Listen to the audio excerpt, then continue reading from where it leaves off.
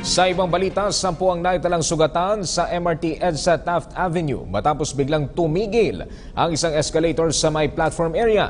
Ayon kay MRT General Manager Deo Leo Manalo, nagyari ang insidente alas 9:45 ng umaga.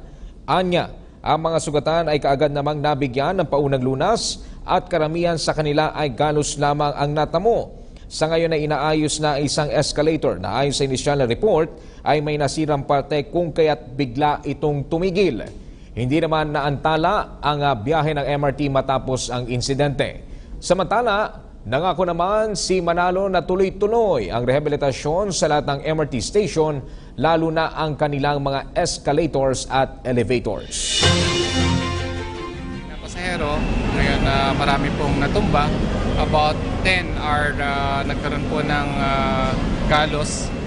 Ngayon, karamihan naman po sa kanila ay umalis na po sa station.